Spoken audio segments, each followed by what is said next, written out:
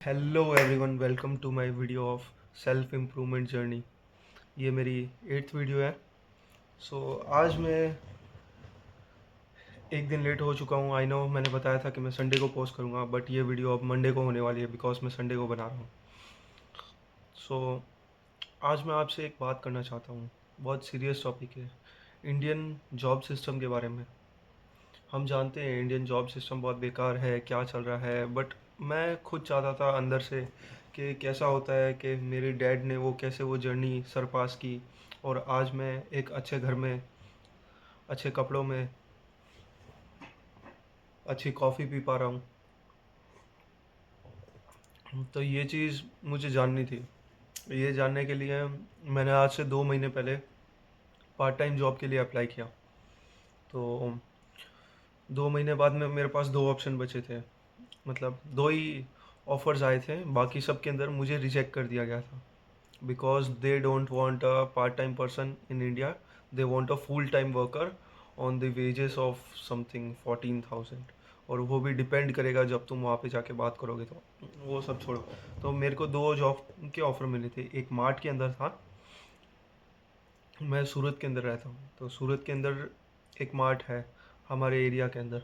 तो वहाँ पे मुझे after many negotiations they given me 45 rupees पर हावर।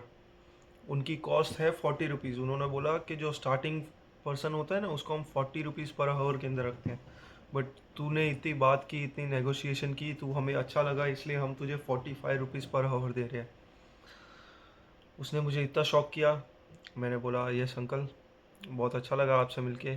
मैंने वहाँ पे उनकी इन्वेंट्री देखी और सब कुछ देखा, क्या क्या काम बताया उन्होंने। बिलिंग वगैरह करनी थी, उनकी इन्वेंट्री मैनेजमेंट करनी थी कि कितना सामान आ रहा है, उन सबको कितना जा रहा है, कितने पैसे हैं, सब कुछ कैलकुलेट करना और वो सब। और उसके कितने रुपए? 45 रुपीज़ पर आवर। मैं फिर वहाँ से चला गया और फिर मैंने सेकंड जॉब जो मेरी आई हुई थी वो मार्केट के अंदर थी। तो मार्केट के अंदर सूरत आपको पता है टेक्सटाइल के लिए फेमस है।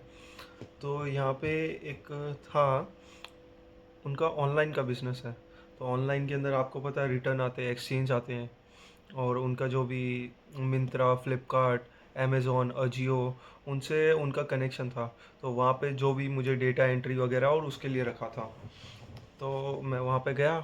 उन्होंने मेरा इंटरव्यू इंटरव्यू तो क्या था, उन्होंने मतलब यही बोला था इंटरव्यू वाले दिन कि आपको ये डेटा एंट्री की जॉब है, आपको ये करना है और आप आ जाइए। और वहाँ पे बहुत ज़्यादा नेगोशिएशन के बाद में मुझे 60 रुपीज़ पर हावर के हिसाब से रखा गया।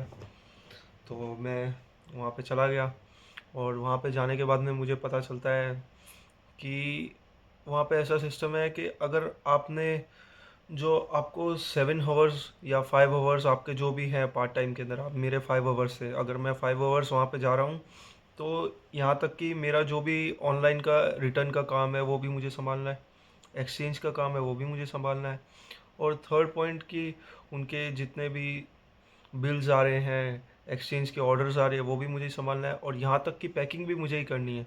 अगर कहीं पे उन्होंने डिलीवरी के लिए बोल दिया तो डिलीवरी भी मुझे ही करनी है। यानी कि उनको एक फुल टाइम वर्कर चाहिए, वर्कर। उनको एक ऐसा इंसान नहीं चाहिए कि जो इसका काम है ये वही करेगा, ऐसा नहीं। एक फुल टाइम वर्कर चाहिए कि मतलब जो उनको देख के बोले कि हाँ सर जी, आप जो बोलोगे मैं वो करूँगा, यस सर जी, आपने जो बोला वो मैंने किया सर जी।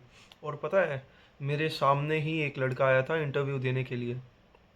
मैंने उस 2 घंटे के अंदर उस इंसान को एक बार भी सर बोल के नहीं बोला, और उसने जाते ही, सर जी आप जो बोलोगे वो मैं कर लूँगा सर जी, आपने जो ये बात बताई है सर जी, ये तो एकदम परफेक्ट है सर जी, ये सर, हाँ सर जी आप जो बोलोगे सर जी, आप ये बोलोगे वो कर लूँगा, ये बोलोगे वो कर लूँगा सर जी, मैं पैकिंग भी कर दूँगा, मैं आपके लिए डिलीवरी भी कर दूँगा। और वो चीज़ देख के मेरा दिमाग ख़राब हो गया और मैं 2 घंटे बाद में बाहर आया और मैं वहाँ पे दोबारा गया ही नहीं। अब वो मुझे कॉल करेंगे, पूछेंगे कि आ रहा है नहीं आ रहा, मुझे कोई मतलब ही नहीं है, मैं जाऊँगा ही नहीं। बिकॉज़ उनको एक फुल टाइम वर्कर चाहिए। और पता है उस लड़का, वो लड़का आई थिंक मेरे जितना ही था, 20 ईयर्स का। बट उसको क्या बोला था कि तुझे सब कुछ काम करना है, सुबह 9 बजे आना है और 9 बजे तो ऑफिस चालू हो जाती है, तो तुझे उससे पहले आना है 8:30 बजे तक। अब 8:30 बजे वो बोल रहा था मेरा घर 10 किलोमीटर दूर है, तो वो कम से कम 45 मिनट्स पहले निकलेगा।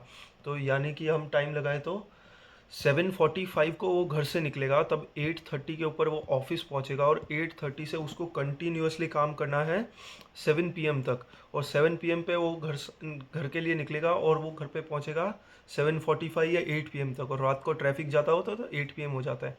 अब जिस इंसान ने अपने 12 घंटे उसको दे दिए, 12 घंटे लिटरली उसने उसको दे दिए, और उसकी सैलरी कितना है पता है?